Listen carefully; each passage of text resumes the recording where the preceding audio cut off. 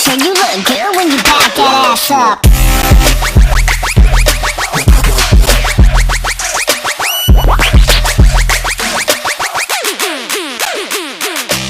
What's up guys, Riddles McCarthy here with another Reason tutorial for you.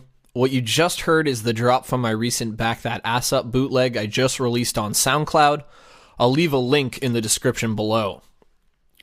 This tutorial is going to focus on a mixing technique that I've started using, and I've found that it has made my synths sound much more prevalent in my mixes. So I thought I'd share the technique with you guys. Before we start, I will say I would not use this technique on every synth you have in your mix. Use this technique only for synths you really want to stand out in your mix. In the drop you just heard, I used this technique on the siren synths, or the high-pitched squeaks. The best way I can describe the technique is parallel effects. That's definitely not the best way to describe it, so I'm open for suggestions. Don't hesitate to leave a comment with any ideas you may have. I'll leave a link in the description where you can download the patch to my siren synth you heard in that drop for free. For the example, I'm just going to use a very basic Thor patch, and we'll get started on the tutorial. First thing that we are going to do is create a combinator. Right-click in a blank area of your rack and select Utilities, then Combinator. Once you have the combinator loaded up, we're going to create a 6-2 line mixer by right-clicking in the combinator, heading back to Utilities and selecting Line Mixer 6-2. Bit of a side note here, I've created a blank instrument patch that is simply a blank combinator with a 6-2 mixer inside of it. That way when I create a synth, I already have this setup loaded. I'll leave a link in the description where you can download that for free if you'd like, but it's not that difficult to save yourself. But I do highly recommend using this.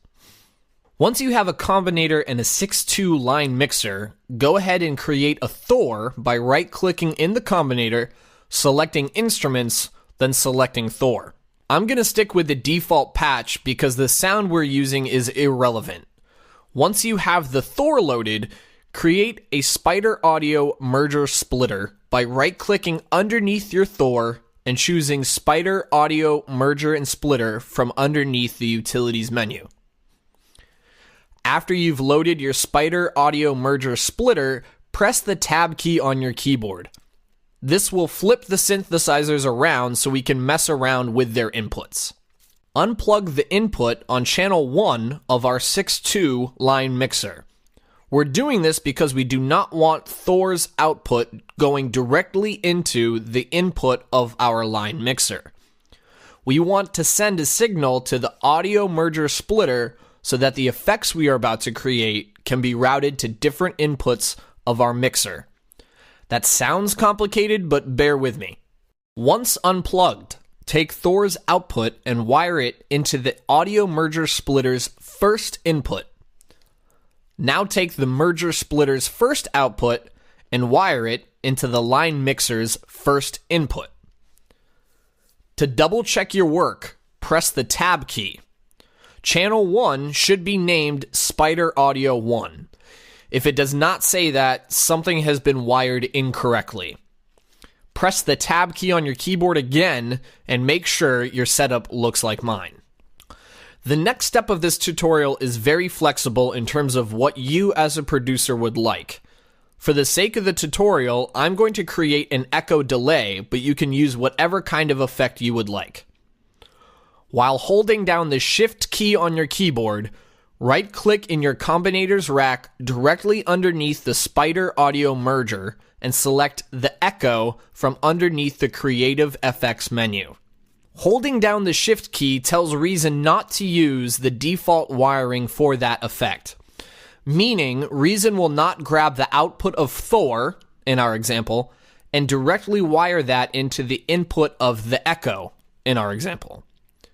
If we've created the echo properly, it should not have any wires coming into it or going out of it, which is exactly what we want. Take the second split output of the Spider Audio Merger, it will look like the third set of holes, and wire them into the input of the echo. Then take the output of the echo and wire it to the second channel of our line 6-2 mixer. For the reasoners out there that consider themselves beginners and even some of the intermediate users, let me explain as best I possibly can what exactly we are doing here. We are taking a signal of Thor and splitting it in half. So instead of having just one basic output, we now have two. We're using that second output and routing it to, in our example, a delay. A bit of background for you guys. I've been using Reason since 2003, and for the longest time I was absolutely terrified of the tab key, because at the time I didn't really understand inputs and outputs very well. Having said that, I found since using the tab key and rewiring synthesizers and effects alike, I've utilized so much more of Reason's production potential. This is pretty complicated stuff to try and explain, so if you have any questions, please don't hesitate to reach out to me. I'm always happy to answer them. Now that we've got our setup completed, press the tab key on your keyboard once more. If everything was wired correctly, our second channel on our mixer should say the Echo 1.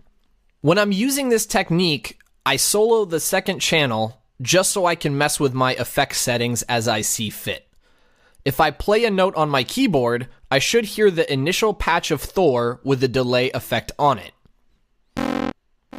I typically use a short delay time with the ping pong option enabled, dry wet around 20%, and ducking turned to about 20%. These settings, however, are not set in stone. Mess around with them until you get the result you desire. Go ahead and unsolo, or desolo, I'm not really sure what the proper verbiage is, the second channel in our mixer, and we'll now have a pretty full sounding synth. Additionally, what I tend to do is wire the mixer's output into a compressor. To do so, hit your tab key again. While holding your shift key down, create a compressor by right-clicking in the combinator's rack underneath the echo. Select Studio Effects and select M-Class Compressor. Take the master output of our mixer and wire it to the input of our compressor. Now take your output of the compressor and wire it into the From Devices input on our combinator. I'm doing this because some of the effects we create can make our synths sound a little too full, so a compressor will prevent the synthesizer from clipping in any way. Conversely, if the effect we have created makes the synth sit back in the mix, like a reverb effect might, a compressor might bring the overall sound up in the mix a bit. Mess around with the settings until you get the sound you like. So to summarize, we've created a synthesizer and split its default singular output into two outputs. We've routed one of those two outputs into a delay. We've then taken the entire signal of both synthesizer outputs and routed them through a compressor. Guys, thanks so much for watching the video. I know it's a complicated topic, so if you do have a question, hit me up on SoundCloud, hit me up on Twitter, hit me up on Facebook. I'll put my social media sites somewhere on the screen. If this is already an audio technique and I just don't know the name of it, please let me know. I would love to know the name. And anyways, continue production. Let me know. Send me your clips of stuff that you've produced with this technique. I'd love to hear them. Have a good day.